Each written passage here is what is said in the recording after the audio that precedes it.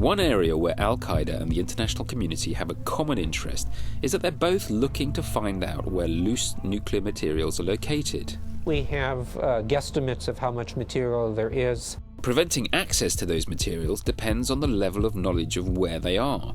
So how good is that knowledge? It's actually not nearly as good as we would like it to be, because there's a long tradition of denial of transparency by countries who regard this sort of data as highly security sensitive, and are just not very forthcoming about it, even to international organizations like the Iaea. The Achilles heel in physical protection, control, and accountancy has been accountancy.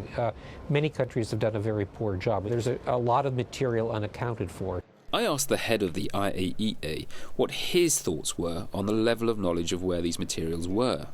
Do we have enough knowledge about where the nuclear materials are, what condition they're in, and how well protected they are around the world? We have the database on illicit trafficking since 1995.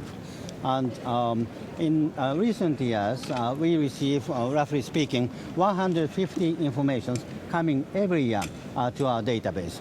From 2002 to 2009, we have 1,400 pieces of information.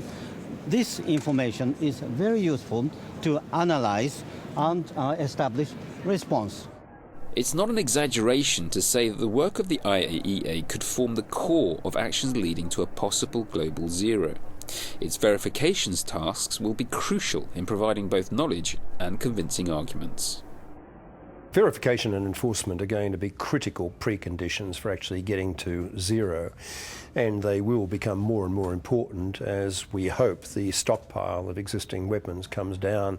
It's going to be acutely relevant if you're going to be able to persuade countries to go all the way to zero, because nobody's going to do that unless they're absolutely confident that cheats will be found out, and if they are found out, that the global international resources will deal with the problem. But without teeth, all the verification in the world will not change behavior. I actually think verification's overrated. Verification's very important, but you have to ask yourself, what happens when we verify someone's cheating? The problem really is enforcement, and what the big powers are prepared to do to deal with someone who breaks the rules. The question is, who will be that enforcer? It seems not the IAEA.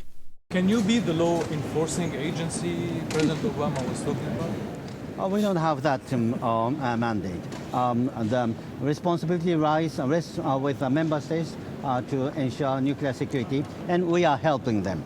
But regardless of that, the IAEA is looked upon as largely under-resourced for the tasks facing it in helping move towards global zero.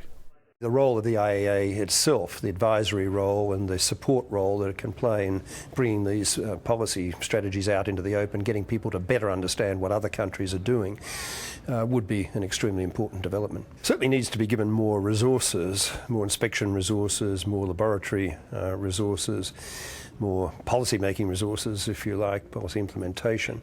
Really, it's an obligation the international community can't continue to shirk from. The IAEA is far and away the most professional, best and most relevantly equipped outfit that we have to address these issues. They need a new, better laboratory for analysis, and that's a very important part of the organization. And they need more staff.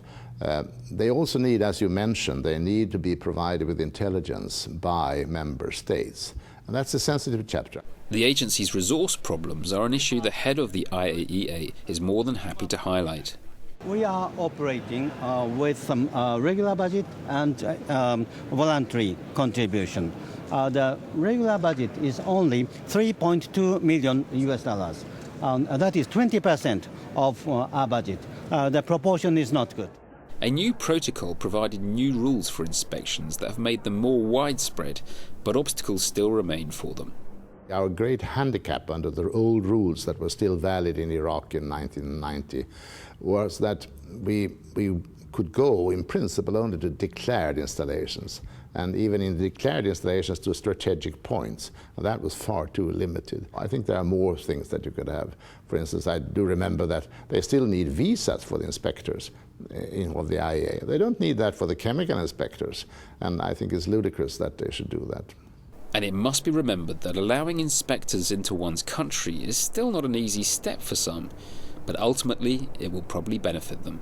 On-site inspections in a sovereign country, it's not such a long time that it's been existing at all. It came with the IAEA largely. Before that, countries would be in uproar, saying, come foreign inspectors coming in, we are sovereign in this country. So that has moved a lot. I used to say that, look, you should regard this as, not as an intrusion, but as a service.